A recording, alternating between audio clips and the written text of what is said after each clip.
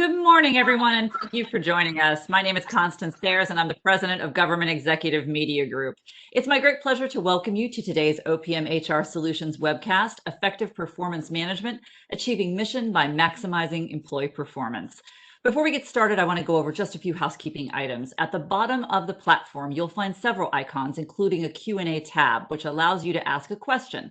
We'll be fielding those toward the end of the program, but certainly feel free to submit questions at any point along the way, and I'll be checking them. If you experience any technical difficulties, please contact us by chatting the host listed in the platform chat function, which you'll also find near the Q&A function on the same tab over there. So let's get started. Modernizing performance management remains one of the biggest challenges federal agencies face and is a key component of the President's management agenda. When done well, good performance management programs improve employee job satisfaction and the perceptions of fairness, workforce performance, and the organizational success. Effective performance management also supports supervisors while holding them accountable. In the next hour, we're going to focus on the practices that federal managers can use to maximize employee performance to achieve their agency's mission.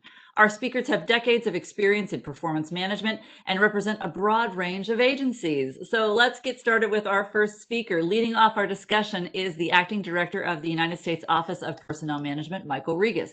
He has more than 20 years of professional experience in the private, public, and nonprofit sectors, with a record of improving organizational performance and streamlining operations.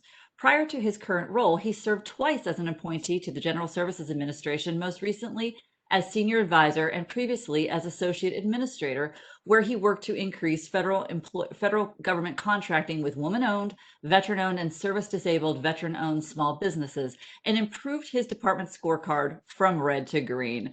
Acting Director Regas, it's so great to talk with you again. Thank you, Constance. Good morning, everyone. It's great to be with you all. I appreciate everyone's being able to be with us for this panel today. As you know, the theme of today's discussion is effective performance management, achieving mission by maximizing employee performance.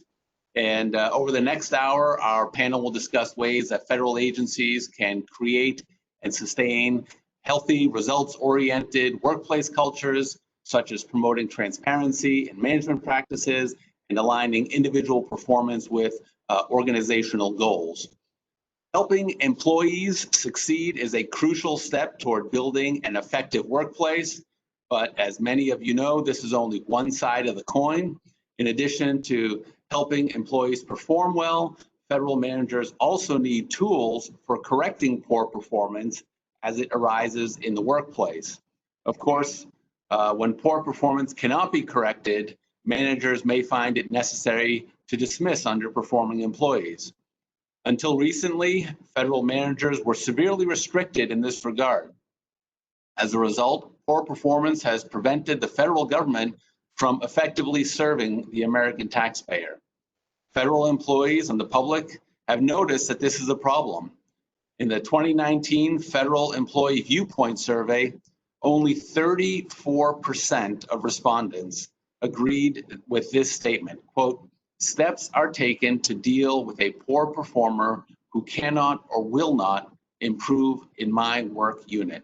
That means 2/3 of the federal employees believe that we do not take steps, or that in their work unit, steps are not taken to deal with a poor performer who cannot or will not improve their work. So fortunately, President Trump addressed this problem. He heard the concerns of federal employees when he signed an executive order on promoting accountability and streamlining removal procedures consistent with merit systems principles, which is incredibly important because we believe in merit systems principles. I think that is the sort of foundational basis for how we make a federal government that works well and is responsive to the mission needs of agencies and to the American people. So as our panelists will explain, this executive order requires agencies to advance and assist federal supervisors' ability to promote civil servants' accountability while providing each employee with the appropriate procedural rights and protections. And I think that's also an important thing to note here. This executive order maintains all of the procedural rights and protections for employees. Over the past year, OPM has worked hard to implement this order. Our team has examined whether existing regulations help against the goals outlined in the executive order. For instance, using removal procedures when appropriate to address instances of unacceptable performance and issuing swift decisions on proposed removals. After reviewing existing regulations, OPM proposed regulatory changes to probationary periods, to actions taken for unacceptable performance, and adverse actions and discipline for supervisors based on retaliation against whistleblowers. And that's also very important because we want to make sure and make clear to everyone that whistleblower protections remain intact and that it's important that we protect whistleblowers in everything that we do. So these proposed rule changes were open for comment in late 2019. We expect them to be finalized soon and look forward to submitting a report to the president within 15 months of the final rules being issued, detailing results and progress. OPM is currently working with the Chief Human Capital Officers Council and agency heads to develop a variety of training materials that can be used to educate federal supervisors on the new rules.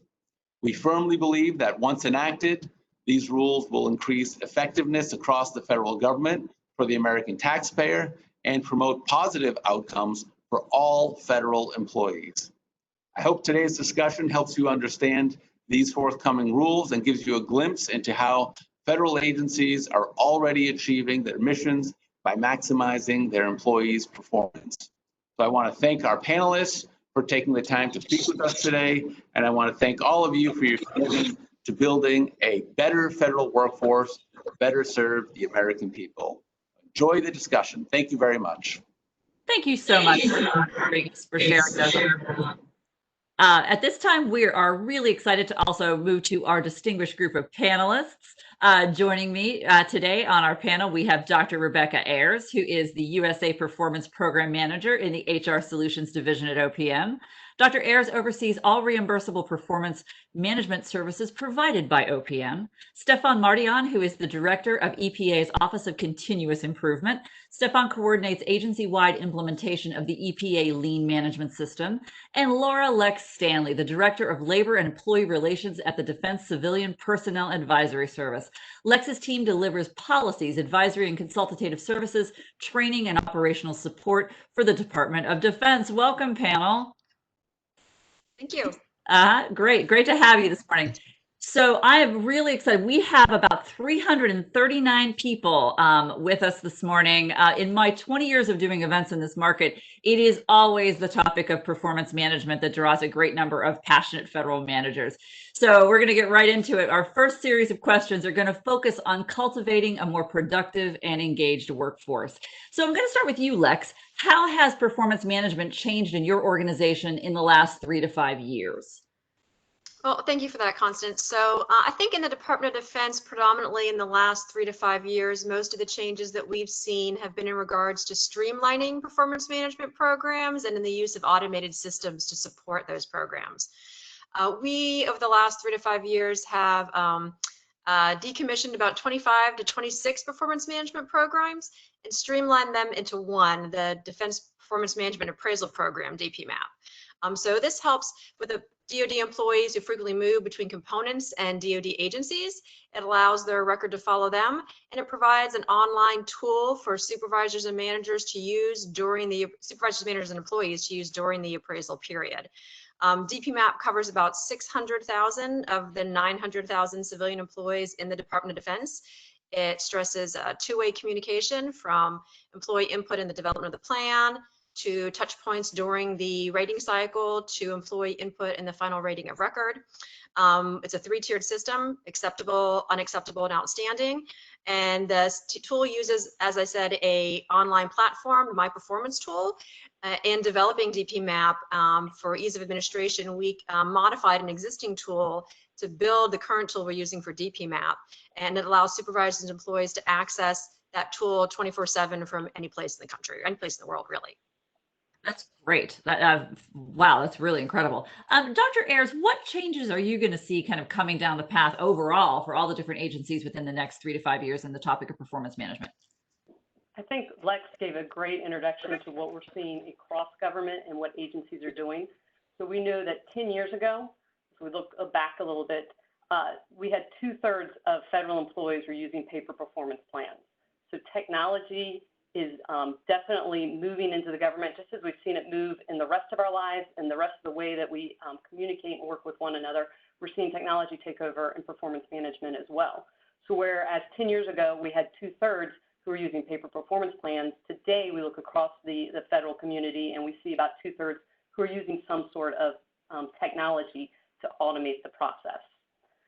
Additionally, we have been watching what's happening across inside and outside of government with how we can do performance management better. And Lex mentioned this two-way communication. So feedback and being able to give feedback frequently and timely has been a renewed focus, to the point that even if you look at the private sector and some of the practices that they've been implementing here in the last 3 to 5 years, it's been moving away from the focus on the rating at the end of the year to how can we better engage the workforce in a discussion, and supervisors and employees in a discussion on how well they are performing. So we're seeing a transition to that, and I think that we'll see that going forward. The other thing that Lex mentioned that we're also seeing other agencies do is a move to centralizing how performance management is done. So performance management really sets the culture and expectations, and we've seen over the years kind of the pendulum swing between allowing different organizations to take ownership and think about what performance management looks like for that organization. But what we're seeing now at the cabinet level agencies and even smaller independent agencies is a step back and saying, hey, wait a second, there's some core values here that we want to put forth, things like customer service, teamwork, problem solving. Let's have some core performance standards that promote these ideals across the entire department, and let's think about how we can recalibrate and have a unified single approach to performance management. And so a number of agencies are following the experience and lessons that DCPAS and DoD have done with performance management. And then I think the last piece, and I know we'll get to delve into this a little bit more, that we're seeing a transition to, is a link to organizational performance. The realization that organizations are made up of people who contribute to the mission. And so being able to manage those people and understand their contributions to the mission, to the programs, to the overall performance of the agency is ultimately, at the end of the day, what we're trying to do here, right? And so better linking between those two has been a renewed focus. And there's been a lot of things with the GIFRA and with the GIFRA Modernization Act and things that we're doing across government that's helping us really focus that it starts with the strategy and then it trickles down throughout the organization. Yeah, that's great. Stefan, I'm going to ask you this, but feel free, any of the panelists jump in here. What have you seen as a catalyst for movement toward better performance management practices at your agency? I know when you and I talked earlier, you mentioned about the cadence of performance reviews was one of the things that you all changed at at EPA. So I'd love to hear from you, and anybody on the panel too. Feel free. We don't have to be so polite. Yeah, well, thank you, Constance. And yeah, so you mentioned the cadence of performance review and measurement. So lean and process improvement and applying lean principles and tools to problem solving isn't new at EPA. It's been around for multiple administrations, for the better half of multiple decades.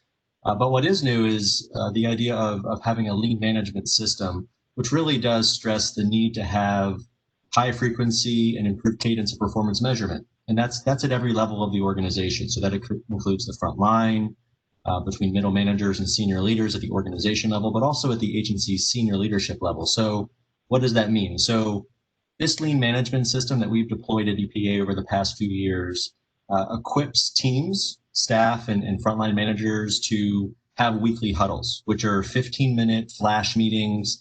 They're not meant to solve the world's problems, but what they are meant to do is it's meant to have the team focus on a process that they contribute towards or that they perform, how to improve it, and paying attention to whether or not their performance related to that process and trying to improve something related to that process is actually happening.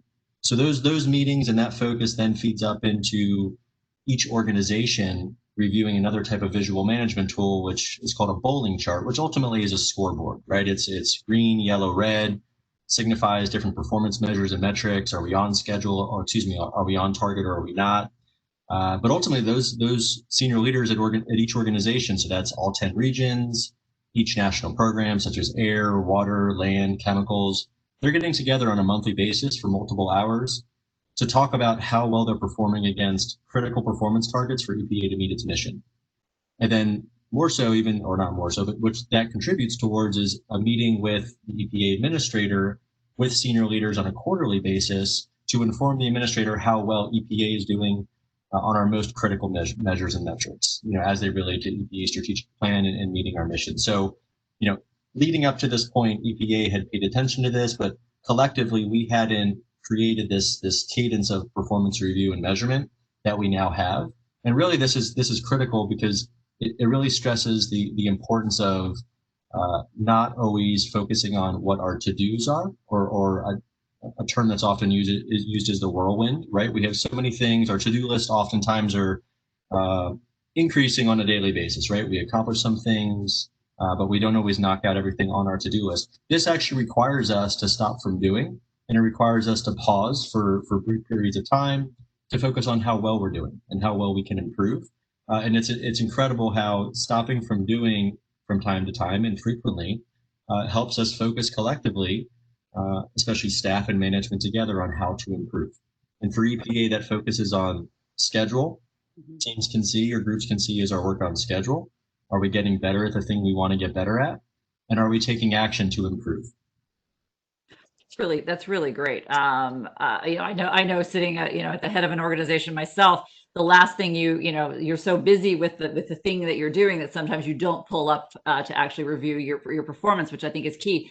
Lex, Rebecca, other catalysts. What are some other catalysts that you all have seen at your organizations that, or Rebecca, at other organizations that have really kind of really driven this desire toward better performance management systems?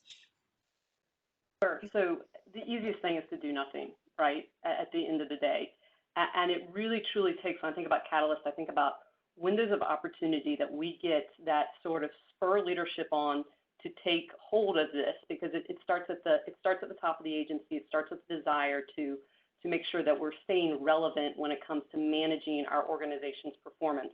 And so when I think of the windows of opportunity that allow that to happen, the first one is anytime you have a leadership change. And it's the bonus, the benefit of being in the federal government. It's also the curse of being in the federal government, is that we know that we have a cycle of change that happens as federal agencies. And I think that is the benefit of that is it does bring new leadership in, fresh eyes to tackle from a different perspective of what's happening in the agency and how we can improve in the agency. And I think when I step back and take a look, we improve every year. Like we get better. Every leadership group that comes in just helps agencies get better. So there's certainly leadership changes that can drive and be a catalyst for that and renew interest in that. New policy and program requirements, like Stefan talked about, sometimes you have to get down into nitty gritty. And if Congress has passed a law that says we need to implement this new regulation, we've got to think practically, how do we use the humans in our organization to achieve that outcome, and how are we managing the performance against that? So certainly new policies can have a big drive. And then the last one is any type of crisis that occurs. I think this pandemic has made us really rethink how we manage the workforce and what tools we have at our hands to manage the performance of the workforce and interact with one another. And I think that I'm excited to see what comes out of this in terms of how we're transforming how we manage individual behavior and organizational behavior, as we realize that the tools that we had that we didn't really use because you didn't have to, because you could get up and go next door to the office and chit chat with a colleague. Now, all of a sudden, instead, I'm linking you, I'm using Slack, I'm on Teams, and I'm now capturing feedback, right? Like I'm capturing your performance, I'm capturing work activities in a way that we've never done before. And I think that could be a catalyst going forward to transforming the way that we approach performance management. Lex, anything from you from working with at DoD? I just want to make sure I give you a chance to talk about kind of catalysts from your perspective. Sure. Agree with what Rebecca said. I think I would echo some of the earlier comments about the FEVs and the desire to, raise the standing in the best places to work and tackle those areas where there's opportunity for improvement when you're looking at the FEVs results.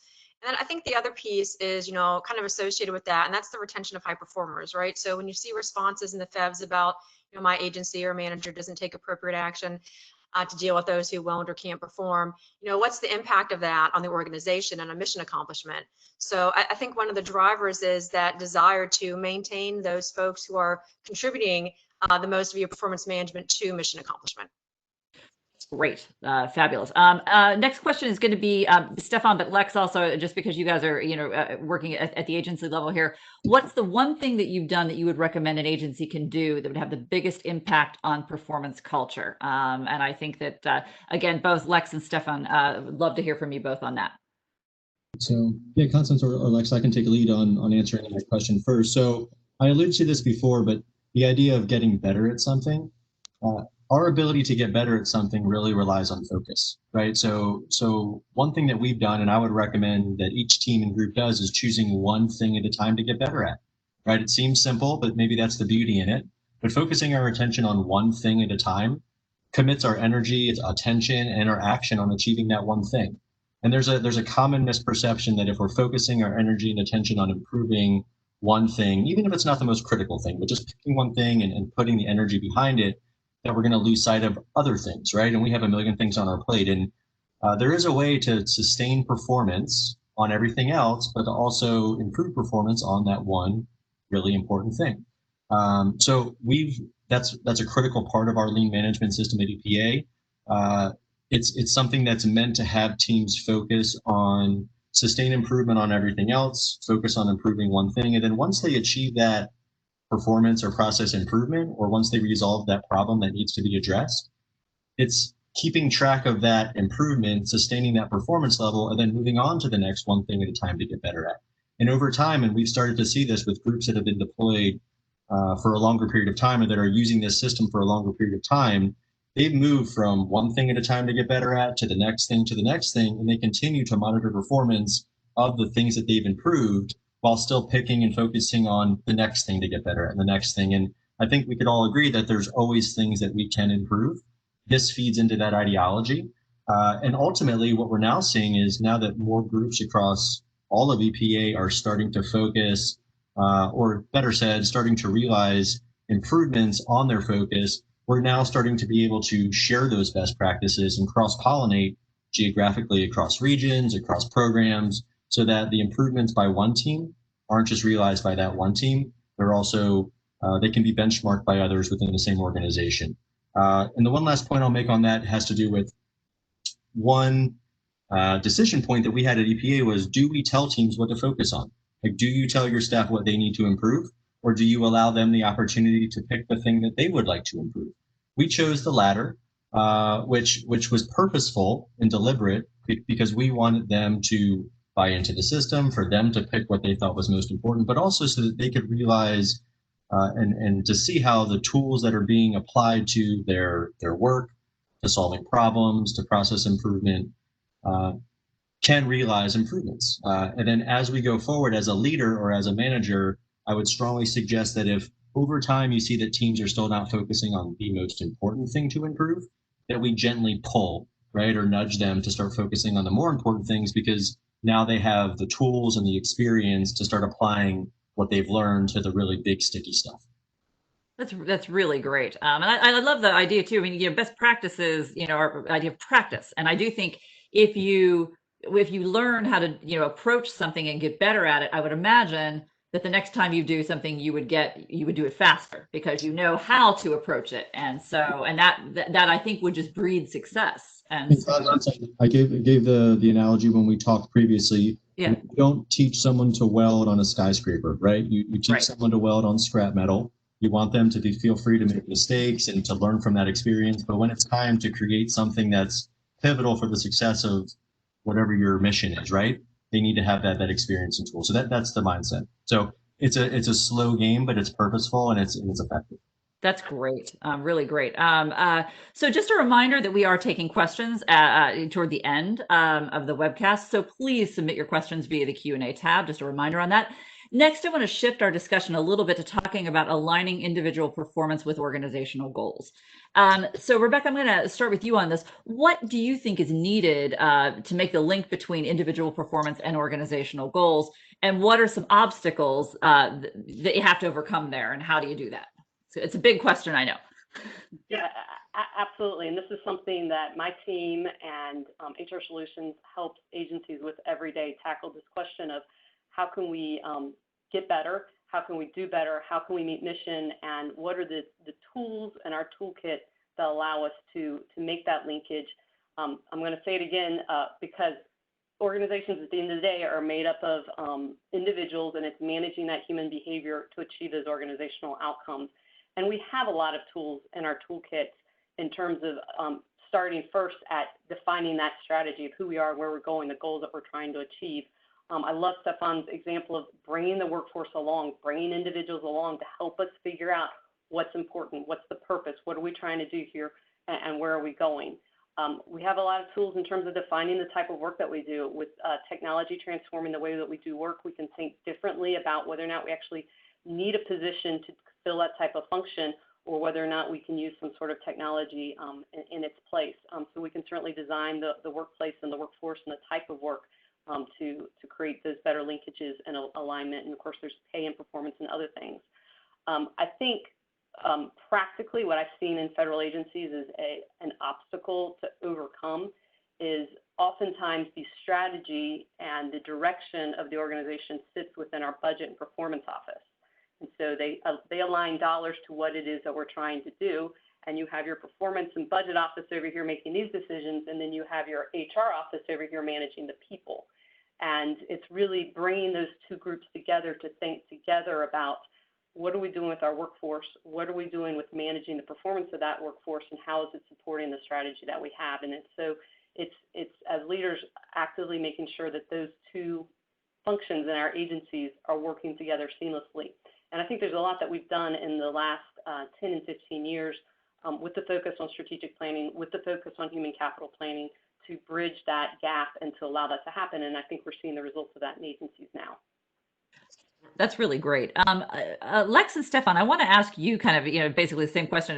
How do you, at your organizations, how do you balance employee needs and concerns with organizational priorities? And it is definitely like a juggling act. So Stefan, let's start with you, and then we'll go to Lex.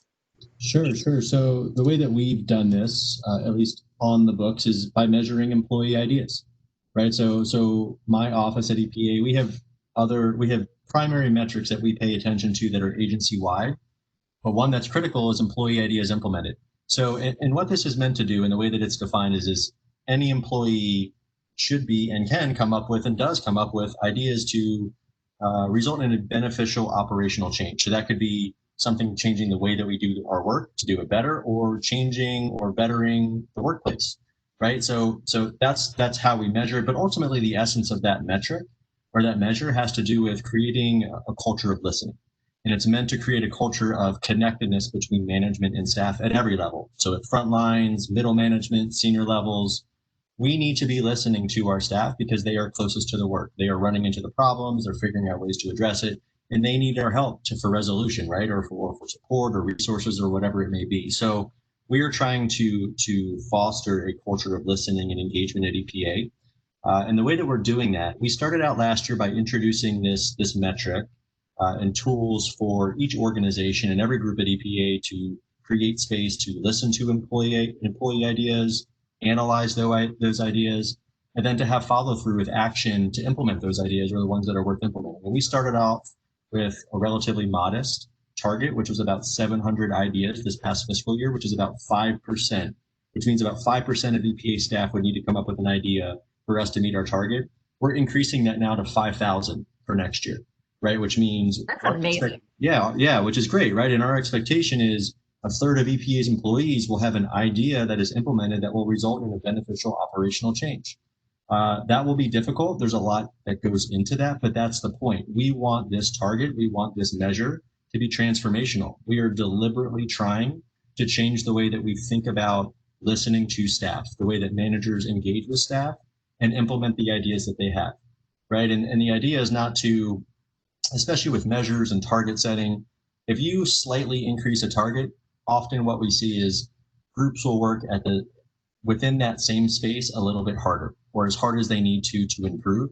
If you significantly increase a target, what that requires is it's a change of mindset, and it transforms the way that the agency or the group needs to think about and execute that measure. So what we're trying to do, and not necessarily, even if we don't meet that target, the beauty of this is that even if we don't, the steps that we take to meet the target is where the value is added, right? Like the steps that we're taking as an agency to improve that culture of listening and engagement. That's really great. Lex, I don't know if you want to add anything there, from your perspective, balancing, employee needs and organizational, priorities, but that was a great case study from you, Stefan. Yeah, I think Stefan said it pretty well. Not much to add. I would just echo that we believe in DoD that it's about employee engagement and communication, and we like to say in DPMAP it's not about the 365th day, right? It's about a continuous feedback loop. It's about providing opportunities for employees who are accomplishing the mission to provide input into what the performance plan should be and what the goals should be and what the elements should be and provide feedback during the course of the year when you're just talking about performance cycle, but really, any time about, what isn't working, what needs to be adjusted so that those kind of fine tunings can happen and we can redirect. But yeah, I agree with everything that Stefan said. That's really great. I'm going to stay with you, Lex, on the next thing. We're going to move to the topic of promoting transparency and accountability in the performance management practice, which I think is so important. And so, Lex, for your standpoint, what should agencies be looking at to measure success with performance management? So one of the things which I think was touched on earlier is about strategic alignment, right? So how are we aligning individual performance plans and achievement there with larger strategic objectives? We like to use the term cascading goals, right? So from a DoD perspective, from the National Defense Strategy down to organizational goals and objectives, down to individual goals and objectives, and measuring how the individual employee performance plans are contributing to the accomplishment of those larger missions. I think also we want to measure the ease of use of the system. How easy is it for supervisors and employees to get in there and do the things they need to do in the online performance management tool, right? We want performance management to be about the content and about the communication, not about logging on to a tool and is it difficult for me to use and can I remember how to use it and that kind of thing. That's not, we want to make it as easy as possible for folks to engage in the performance management process. Also increase in communications, timeliness of communications, about establishing plans and providing, progress reviews and issuing ratings of records. I would also suggest that we would want to measure rewards and recognition timing throughout the performance cycle. So again, it's not about the 365th day, right? So there are plenty of good things happening all year long that deserve to be recognized. There's no need to wait until the end of the appraisal cycle to recognize folks who have performed in an outstanding manner. So I think one of the things we want to measure is how often are we recognizing folks throughout the cycle, right? Not just at the end. And then the other thing I would say is about the retention of high performers and how do we go about measuring that? And is the performance management program we have in place contributing to that? Or are there adjustments that we need to make to make improvements there? That's really great. Stefan, anything to add there? No. I mean, I think that Lex covered. I mean, one thing that I did appreciate that Lex, you were mentioning was this cascading goal idea, and cascading performance measures and goals is absolutely critical. And it's not just a top down or a bottom. It's a top down and bottom up approach. The need to have individual performance and team performance and what they're focusing on improving needs to feed up into what the organizational priorities are, right? And those need to be defined well, preferably with measures and targets, which then need to feed up into whatever the plan is, the strategic plan or the mission is for the agency, right? And the more that we can connect those dots from top to bottom and every step of the way, the better we will collectively perform as an agency, right? Or as an organization. But if there are disconnects with respect to what teams are doing or individuals are doing and what the organizational prefers or needs to focus on, then how each organization fits into the agency and what the mission is, that's a miss. So, and that's leadership's job, right? That's leadership's job to make sure that we're connecting those dots at every level as needed. That's great. Rebecca, I want to turn to you. I mean, what resources are available today that can be leveraged in terms of promoting transparency and accountability? Sure. And actually, I want to go back to Lex's answer just real quick and build out on that a little bit more. I really like, Lex, that you brought up the ease of use by supervisors. And I also think of the ease of use by employees. And I think about it both from the perspective of, okay, the automated tool that you're using, but even more importantly, the approach to which you do performance management in your agency. And one of the things we've seen is we come in and help agencies transform the way they think about performance management, and they think about how they can use Part 430 in their agency. We come in and we see a lot of convoluted performance management policy approaches and systems, we call them systems, that have these derivation formulas that literally, you're taking out a calculator and you're rerunning and dividing and trying to like figure out how to get the rating. And what we know from like research of what's effective when it comes to performance management is for employees to feel, and supervisors too, to feel that their performance management program is effective, they have to understand what they're being held accountable for and how they're getting that rating. And when you add these processes where we're trying, and I know the intent behind it has always been we're trying to be fair, and we're trying to get them to an end result that shows you gave this level of effort and you get this result. I think it's actually confused the process, and we're seeing that play out in our FEVS scores. And so one of the things that we're doing is we're helping agencies think about how can we make this more simple. And I love, DoD went to a three-tiered, and that works for them, and it may not work for another agency. They went to a more simple derivation formula, and how X performance leads to a Y rating. And those are some of the first steps that you take in simplifying the process so employees understand how they got a performance rating. It's an FEVS score, as well as supervisors understand how to rate an employee. And then, Lex, you're right, the tool itself has to be user-friendly. And that's one of the things with USA Performance, where we've got a lot of experience and input from the majority of agencies that are using the system right now. How can we get individuals into the system, get access to their plan, understand their performance, and understand their rating? So that's kind of a back way into a tool and resource that's out there for federal agencies. We do have here at OPM the ability to take agencies, I like to say, into the 21st century in performance management through USA Performance, which automates the performance management process. And it's been a growth and learning experience for us here at OPM as we both use the system and as other agencies use the system to understand how technology is transforming the way that we do performance management. So that's one resource. Another resource, obviously I mentioned this already, is HR Solutions offers consulting services around the entire life cycle of HR. And so stepping back and thinking about your workforce and all the pieces that go into that and how you're shaping that workforce is something where we can offer that expert outside the box thinking that maybe you don't have because you're thinking about your agency and you're focused on what you've done and what you've done well. You can bring in our consultants to help you see what other agencies are doing or think a little bit outside the box and have that additional resource. OPM has a wealth of resources on their website across all of these policy areas.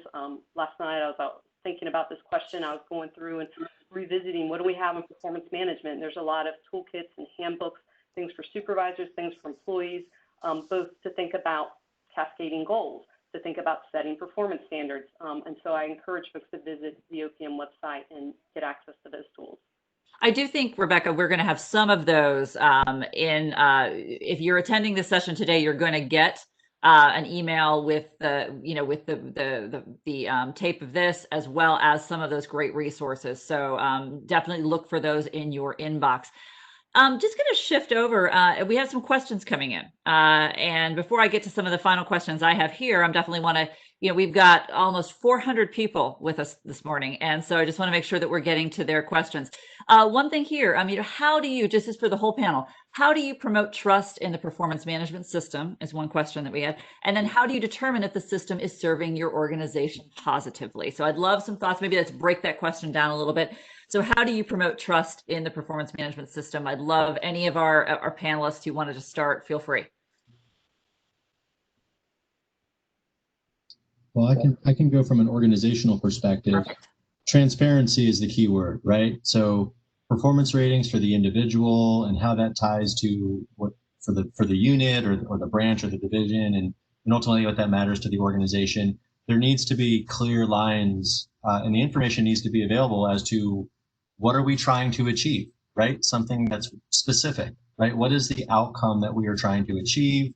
Where are we now? How are we progressing and improving to achieving those performance targets? And if that information is difficult to find or unclear or not communicated often or well enough, it becomes difficult at every level to really assess how well are we performing, which feeds all the way down to the individual. So for EPA, again, speaking from the experience that I currently have, we have made performance measures for organizations and integrated measures that feed up into organizations and for the agency available to every single EPA employee, right? And the purpose of that is to help them see and understand how their performance, which ultimately is leading the performance of the organization and agency, how it contributes and how it connects, right? Where is the connectedness? And that information needs to be readily available and clear and communicated often to help connect those dots.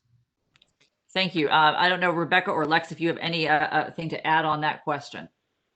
So I would just add, I think it's also about employee engagement in the development, rollout, and update to your performance management programs, right? And seeking input from all your stakeholders, including the employees who are part of that performance management program, in an earnest effort to make improvements to the program where needed. Mm-hmm. Yeah, great. Absolutely. I would, echo both of those. So what has happened traditionally in performance management and federal agencies under some of our old processes is you sit down at the beginning of the performance cycle, you write out your performance plan, you sign it, and then that piece of paper goes and lives somewhere, and you don't see it again until the end of the year. And stuff happens, right? Like this year is an incredible example of a life changes dramatically, and we don't know it. And so unless you're cognizant to pull that paper out, have that discussion, talk about it frequently throughout the year, you get to the end of the year and then the employee's like, and the supervisor's like, well, we told you you were supposed to do this, you didn't do this, but here we are, and now I don't know what else to rate you on. And so just breeds incredible mistrust of the process. Transparency to it, technology obviously is helping there, but just understanding that performance management is living throughout the entire performance cycle. It's more than at the beginning of the year and at the end of the year. It's those frequent discussions that's coming back around. It's realizing that we change and adjust. And just because I said, I need to accomplish this year, we get to March and the world is turned upside down, and that's changed now. And we've got to be open and willing to do that. Yeah. That's great. We have a lot of questions coming in, and we actually have a question even in my script here on the role of metrics in evaluating performance management. One of the questions here that we have is, how do you maintain consistency in the manager's rating scale? For example, if you have manager 1, no one deserves all 5s, but there's always room for improvement. I remember early in my career, I was, yes, we all have had this. And there's room for improvement. And then manager 2, all my employees are 5s. And I think that's, I will say, for you have a generation of employees that if they get anything less than a 5, they're demoralized. I've been through this enough times myself. So let's talk a little bit about, about those types of scenarios. I mean, how do you get consistency? I guess you train it. I don't know, Rebecca, I'll maybe start with you, and then Lex and Stefan kind of talk a little bit more about that.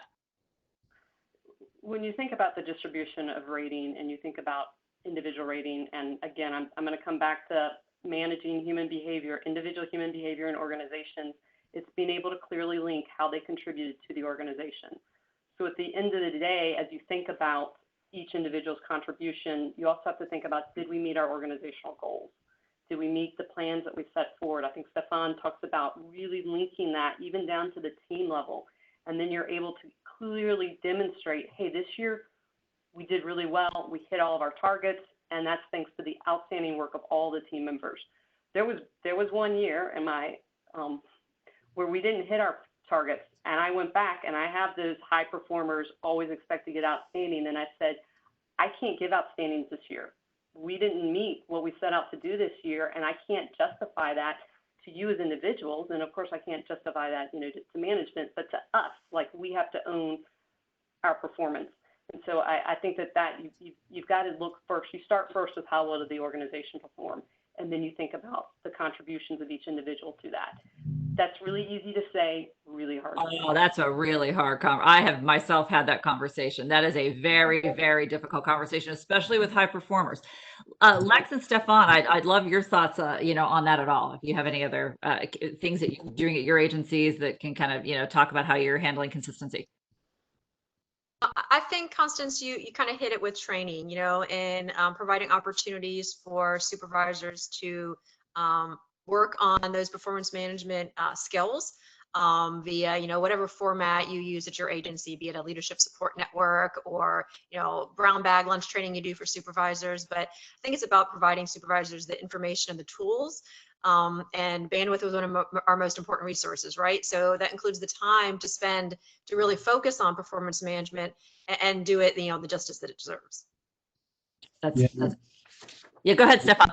I'd say the only thing that I'll add, and again, this is more from an organizational perspective, but I think it does feed down to the individual and how we can be more consistent, is clearly defining metrics, right? Or clearly defining what each critical metric is, and making sure that we've identified all of the most important metrics, right? So, and it's incredibly difficult to assess something at all well, but definitely consistently if we're not clear in what we're trying to accomplish and defining how that performance measure then feeds into the outcome that we need, right, or that we want. So, the more we can do that, or the better we can do it for the individual or individuals, organizations, agencies, I think the more consistency and the better performance evaluation that we'll see. And I think, Stefan, you talked a lot about, connecting the organization's strategic plan to performance management. It all rolls up. It has to all roll up. One thing I wanted to make sure that you had a chance to talk about was you did a really interesting SES A3 project, and we talked about that in the earlier conversation we had. And I just love to make sure that I think the best things about some of these sessions are the great case studies. And so that's one thing I just would love for you to just spend a few seconds to talk about, if you wouldn't mind. Yeah, no, thanks, Constance. I'd be happy to. So just for some context, over the past 2 years and leading into next year, there's a requirement at EPA to, sorry, my son just came into the room, working from home, is to have A3 projects, or these breakthrough projects, be assigned to every SES at the agency, right? So over 200 SES at EPA have a project or a problem that's big and sticky that needs their level of attention and support to significantly improve or resolve. So that's something that has really helped us as an agency move the needle on all sorts of performance measurement and management and process improvement.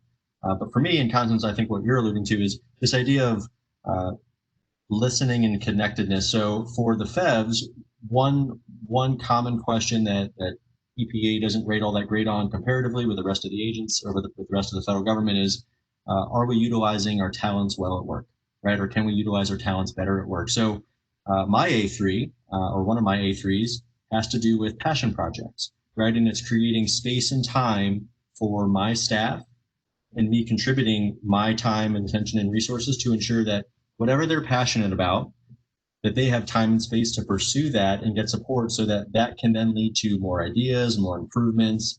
And it's incredible how some flexibility in providing people time and space to pursue their talents and what they're passionate about, how that ties back to what we do at work and how we can more successfully and more proactively achieve our mission collectively. So, and it's been wonderful to see too, and also just to hear what the different staff really are passionate about, and then what stems from that. It's really great. I'm going to go to another question here that we have. Some great questions coming in. Everyone here has kind of talked about the cadence of performance management is a very important concept. However, cadence can and does vary drastically from one government agency to another, as we've even seen with the panel here. Do you see this as a problem? And if so, how can we fix it or at least make it better? I'd love to open that up to all of our panelists. Maybe Rebecca, starting with you. Well, cadence is everything. So for feedback to be meaningful, it's got to be done at the point of time where it is needed, right? When both constructive feedback as well as positive feedback reinforcing good behavior. Just as we think about managing kids and no, you can't do this, or yes, that reinforcing the behavior, we have to apply that going forward. So yes, I think there is an opportunity to think about how we change the cadence. About in the last 5 to 6 years, OPM's come out and said, hey, let's do quarterly performance reviews. Let's switch it up. Let's not just make this once or twice a year. I've talked to other agencies who are pushing that even further and putting it 10 times a year or every month. Let's make this part of a regular conversation to talk about performance. And sometimes to change behavior, make that happen, we have to put processes in place to do that. It's really great. Yes, Stefan, Lex, any other thoughts on that? I'll add 2 cents, which is, and Rebecca, to your point, the cadence of feedback needs to be timely, right? And it depends. It may need to be ad hoc, maybe it's regular input. But if anything, one thing to remember is that it doesn't need to be all that time consuming, right? As an example, one of the biggest pushbacks I think, and rightfully so, that we've had at EPA is is mandating or encouraging weekly performance reviews, right? And I'm talking about the team and something they've chosen to get better, not individuals. But that meeting is 15 minutes, and it's meant to be short. It's meant to be focused. It's meant to allow people to get back to what they need to do, right? But what it also does is it signals to the manager and the team for the big important issues, the red flags or the problems, so that we can address the small problems and the issues that need to be addressed now versus letting them fester or get bigger, right? And if we allow things to go on for longer than they should, small problems become big problems, right? So I would suggest to start with more frequent reviews and then adjust off as needed, but getting used to that routine of quick reviews just to check, ultimately the health of the organization or the issue or the problem, just to make sure all the vitals are good, right? And if the vitals are good, then great, let's move on. And if some input or support is needed, then we can get back on track and more frequently. That's really great. That's great. Lex, any thoughts from you on that? Nothing to add to the conversation so far. Just like recognition isn't about the 365th day, feedback Right. isn't about the 365th day either.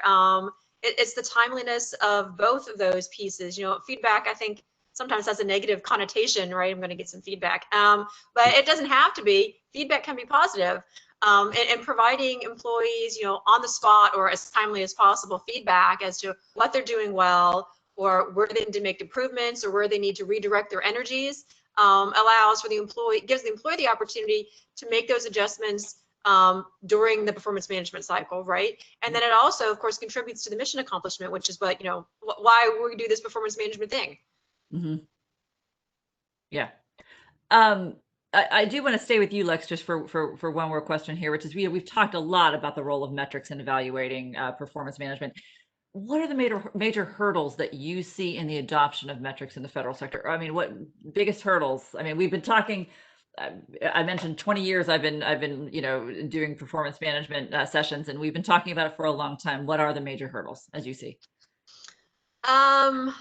Data availability and data fidelity, I think, are the two biggest hurdles, right? So, I mentioned earlier that DoD streamlined 25 different performance management programs into one, and all those different programs have their own kind of, accounting methodology, how you keep records and where you track things. And we find ourselves in the past, especially frequently, having to do manual data calls out. The Department of Defense is a big place, right? There's a lot of people to like hand write in data. So you're frequently going to find you're missing information, or you're not going to get the most accurate information that you could. Mm-hmm. So as much as we can use our IT systems to support data collection, data accuracy, data aggregation, I think that would be a contributing factor in more of the success of the metrics. That's really, really helpful. Rebecca, I'm going to turn to you. This is my second to last question. We are about at the 6-minute mark here.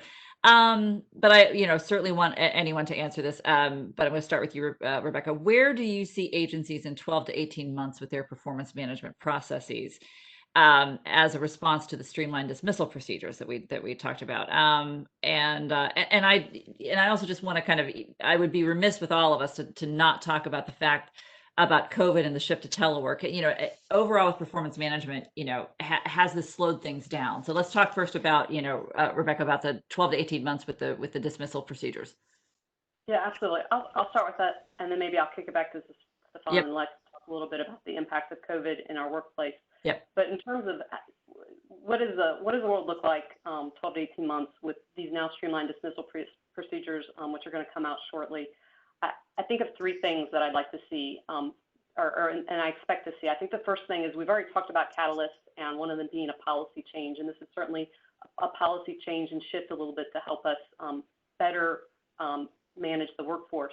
And so what I'd like to see, or what I think is going to happen, is agencies will have the ability to step back and think about these new policies against how they've been operating to this point. So one of the things that we've seen is, and when it comes to dismissal and doing performance and conduct actions in an agency, a lot of agencies have layered on additional agency-specific policies.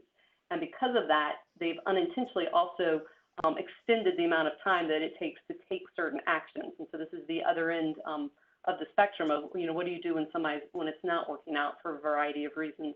And so I hope that this allows agencies to think differently and think, hey, wait a second, we've added all these layers that don't need to be there anymore. And so let's start the process now of peeling back those layers and getting back to the core of the rules that we've established to allow agencies to manage that individual performance. So I think that's the first thing in the next 12 to 18 months. The second thing that I think that we're going to see is you have to consider that performance culture starts before the individual walks in the door. And so getting hires right is going to be the first step in ensuring that you don't have performance issues down the road, but as well that you're building the performance culture that you want. I think about Jim Collins in his book, Good to Great. He talks about getting the right people on the bus. And so there are other things that we haven't talked about here that both OPM and OMB and the PMA are promoting in terms of better assessments. When you have better assessments, you have better hires and you bring people on board. But then down the road, one of the things that this executive order does is it says, hey, let's take a look at probationary periods. Let's make sure that we're tracking them. So if a hire comes on, because all of us know that first year, in your heart and your gut when you bring on a new person whether or not they're going to succeed. Let's make sure that we use that probationary period as an opportunity to continue that assessment of that individual and their fit and performance on the job and take action within that first year. So I hope that this encourages agencies to start using that probationary period more as an extension, what it is, of the assessment of the individual and their fit for the organization.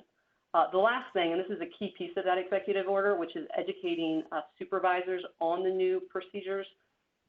And my hope is that as we, OPM, work with the Chico Council, as we get out, in fact, my team is going to take some of the lead for OPM in educating federal supervisors, is that we reduce the fear and anxiety that exists around the process of, okay, I've got someone who isn't performing or who has conduct issues. It's okay, I can tackle this and I can do it in a streamlined, easy way, that we help kind of reduce that fear and anxiety, because that's it at the end of the day. We know when someone's not working out well and they aren't a good fit, and it hurts the team and it's hurting that individual because they have an opportunity to contribute elsewhere where maybe it's a better fit elsewhere. And so my hope is that as we move forward with this education process, that supervisors feel more confident in the role of supervisors to take performance and conduct-based action. Thank you. That's great. Last question I'm going to have for Lex and Stefan, which is, we're all sitting here on webcasts because we've had one of the greatest impacts. How has COVID impact and really the shift to telework, what kind of impact has it had on performance management practices at your agencies? Has it, been like one more thing they've had to deal with? Has it, has it been embraced? Has it slowed things down? I just love to kind of a pulse check. Lex, start with you, and then Stefan will give you the last word.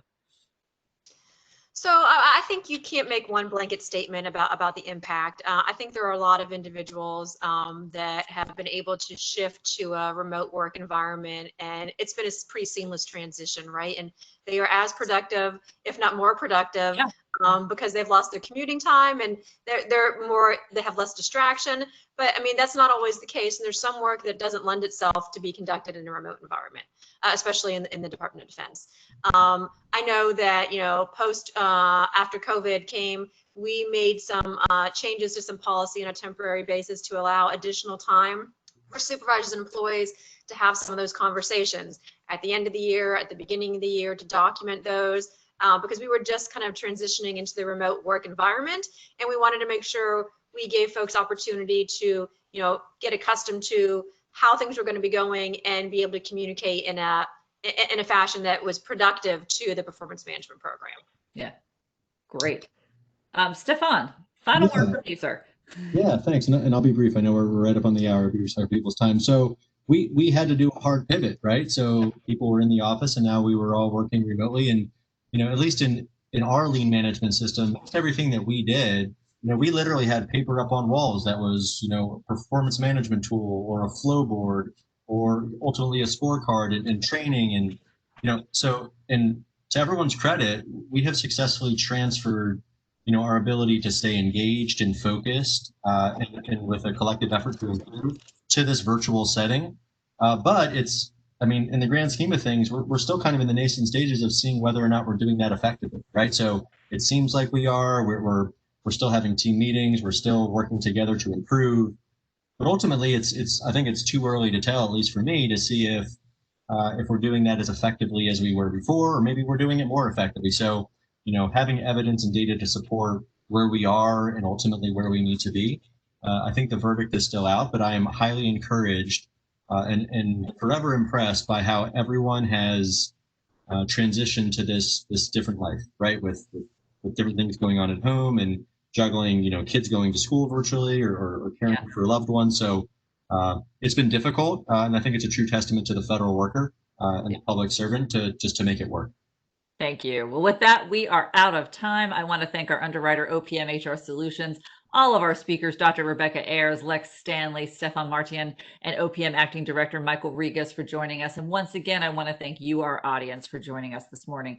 As a reminder, this digital event has been recorded. You'll also be receiving the recording as well as other helpful links that Dr. Ayers mentioned and documents via email. We encourage you to pass these items along to your colleagues who might have been unable to attend. As always, we thank you for joining us today, and we hope you have a wonderful day.